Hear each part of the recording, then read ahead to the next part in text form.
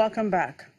After the first VAT hike since apartheid, South African consumers are calling for an interest rate cut, but the central bank has numerous reasons to resist this pressure, chief amongst them a desire to sustain an inflation-busting rally in the rand. South Africa's inflation rate slowed to 4.4% in January from 4.7% in December, easing pressure on the central bank to maintain a tight monetary stance. Despite a brief recession and bleak predictions for 2017, the South African economy pulled out some surprises and posted a higher than expected GDP growth rate for the 2017, growing by 1.3%.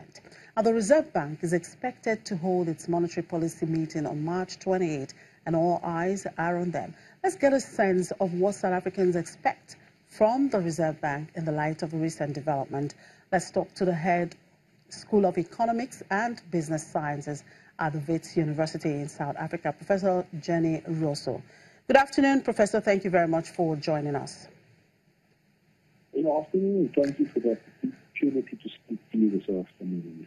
Now, the raise in the VAT takes effect from April 1. How are businesses and consumers bracing up to the takeoff? In the period running up to the 1st of April, South Africa expects a bit of a consumer boom as people spend now to avoid higher VAT from the 1st of April. At the same time, we have to understand that the increase in VAT will result in an increase in the inflation rate for statistical reasons for a period of at least 1 year. Now, most South Africans expect the central bank to help cushion the effect by cutting down the interest rate at its next meeting later this month. As an economist, do you see the central bank cutting rates now? What factors are they likely to consider? But I think it follows inflation fighting monetary policy.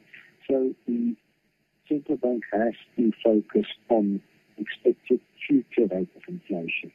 And naturally, that will increase inflation rate, and the Reserve Bank has not yet made it clear to South Africans whether they will consider the rate of inflation with or without that rate increase.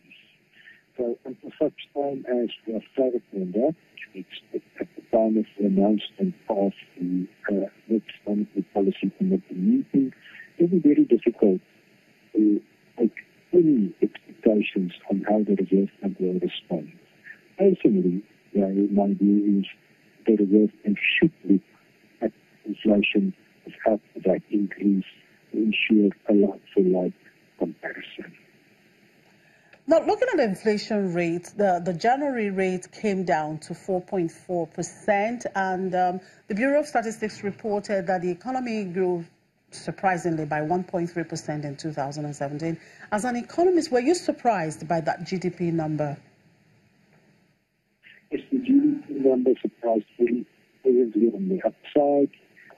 Most recently, the World Bank expected growth for South Africa for 2017 well below 1%, and with the number of 1.3% surprising nicely on the upside. We also expect that the growth performance in South Africa during 2018, the figure might again surprise us on the upside and might be over 1.5%, which will be very good news for the South African economy, given the serious unemployment problem that is suffering our country. Now, Moody's is expected to announce its latest outlook on South Africa. That's on March 23. With the recent developments, do you see South Africa dodging a downgrade from Moody's? Yes, in my view, South Africa has done enough to avoid further downgrades, but then we do not only want the economy in the country to do enough to avoid further downgrades, and the country to be in a position where we can reasonably expect upgrades. And I'm not yet in a position to expect upgrades, it is unreasonable to ask that, but at least we do not expect further downgrades. Well, thank you very much for your time, Professor Jenny Rosso, the head of School of Economics and Business Science at the VAT University in South Africa. Now in Mozambique, the annual consumer price inflation eased further to 2.93% year-on-year in February from 3.84% in January. According to the National Institute of Statistics, it shows it's the 11th consecutive decline in the inflation rate. Inflation rate in Mozambique averaged 8.54% from 2009 until 2018, reaching an all-time high of 26.35% in November 2016 and a record low of 1.05% in November 2009. And the Democratic Republic of Congo President Joseph Kabila has signed into law a new mining code that raises royalties and taxes on operators.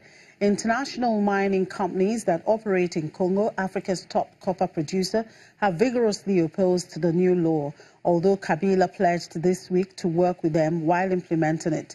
The law passed by Parliament in late January replaces an earlier code from 2002. It raises royalties on minerals across the board and removes a clause that protected miners from changes to the fiscal and customs regime for 10 years.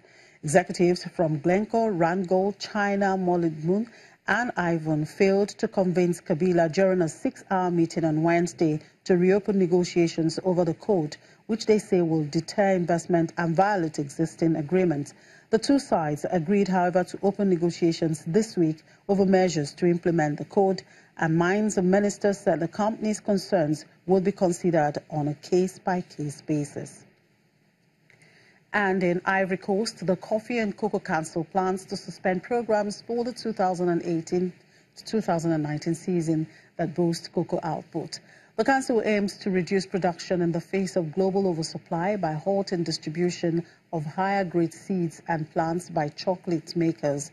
Output in Ivory Coast has risen from 1.6 million tons 10 years ago to 2 million tons in the 2016-2017 season because of higher yields. But global demand has failed to meet supply. The CCC expects production for the 2017-2018 season to slip to 1.9 million tons, partly because of bad weather. Meanwhile, the council has begun a 3-year program to uproot 300,000 hectares of cocoa infected by swollen shoots since January. 25,000 hectares have been cleared already, which will also help to reduce growing capacity in the coming years. And finally, crude oil prices are higher today, boosted by a drop in the number of U.S. rigs drilling for more production. Brent crude futures were 0.3% up at $65.70 per barrel, while U.S. West Texas Intermediate crude futures were at $62.22 a barrel, also 0.3% higher. Meanwhile, the news that the U.S. economy added the biggest number of jobs in more than 1.5 years in February also helped to lift prices higher.